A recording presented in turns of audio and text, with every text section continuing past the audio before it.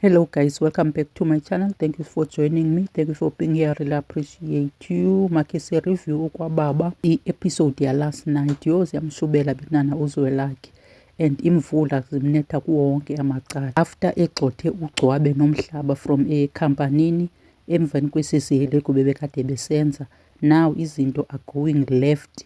I-trucking ngapha ziyachayisa, ii-clients zikhansela i-contract, i-insurance azifuni ukubhatala, and then nansi utyholwa nge-fraud ngapha. Nabo nomandla nabo bayabuya bazokleyima back obahumi. Yo izinto ezingaka, and zonke ezi zinto zehlela nje umntu oyi-one. Uhambile ke uZwelakhe ekhathwa ngutata uRadebe waya kwisangoma akayobhula binana, akayojonga izingxaki ezingaka uba zithi qengaphi. I love ke le nto yenziwe ngulo tata bethunana, cause uZwelakhe i-father figure akanayongo. Umntu ebekumele uba uyi-father figure kuye wadicayida ukuba yena ufuna ukuba yi-enemy ugcwabe. So ndiyayincoma kakhulu ke le nto yenziwe ngulo tata, athi uZwelakhe xa imphalazela imbilini yakhe akakhazama athi makhe sizame nantsi isolution khe sibone uba into iphuma ngaphi, akhabe khona at least kube nomntu ongecala lakhe for a change. Ufikile ke kwegqirha, igqirha lamxelela uba ukhetho kwakhe ayinguye utata wakhe. Yho mambokazi, intliziyo embi kanje ntombazana. All along you knew uZwelakhe ayinguye okumele aphathe le khampani, ayinguye umntu obekumele abe yintloko, kodwa wena ubhizi umfaka ngentloko uthi makakhulise ikhampani engazuphelela kuye at the end of the day, because kaloku le khampani inomnikazi wayo. Ayizuwela kuZwelakhe xa ingabe uZwelakhe ayingonyana kakhetho kwakhe. Ayimbi intliziyo yakhe mntanabantu. Bekutheni uzongacebisa uZwelakhe uba makazivulele ikhampani yakhe, akhonsentreyithe kwikhampani yakhe, ayeke le yakwaMkhize iranwe ngoogcwabe, then oogcwabe ke bayityhuthule bayenze le nto bafuna uyenza, i-endaphe ke ibe yile nto bafuna ibe yiyo. Yho hayi, unzulu untombazana, unzulu uSilindile, andifuni ungatsho. Phofu ke na ubangizwe wayitshilo uba kwa indlela zakhe ekukhuleni kwakho bezingekho make sure.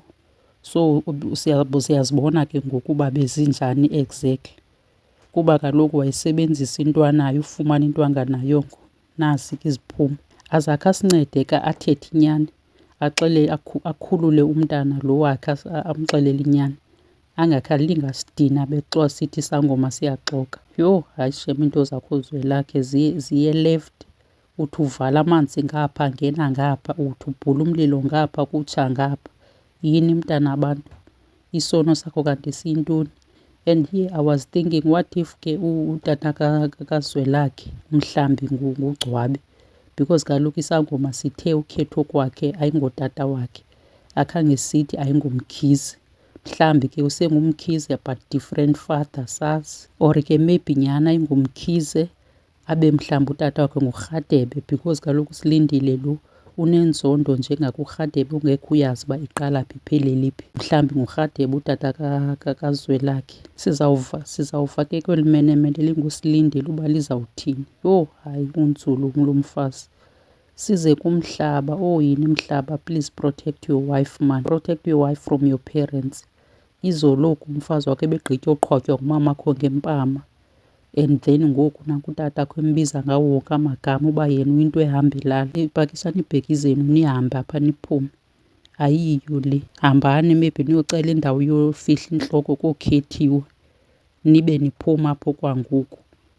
Bethunana, nikhangele noba yi-back room, unkosikazi wakhe zilongeze ezoba nepeace, akahlonitshwa kule indlu at all, and akayidizevi into enje. Yena kumfazi kaGcwabane mazi uba uthulela ntoni xa le ndoda yakhe igesi. Andimazi nje at all uba kutheni angazireyisi ii-consent zakhe, because at the end of the day inye into izokwenzeka, bazawuhamba abantwana bakhe bangaze baphinde inyawo balibeke apha, ashiyeke ke yena ke nisisigebenga sakhe nje bethula, kuba lo befanele le ndoda yakhe uyayixelela into yoba hayi tata urongo, ayikho le nto yenzayo, suyenza le into, asukathula beqhalame. Okay guys, mandiyibeke apha le review yanamhlanje. Thank you so much for joining me.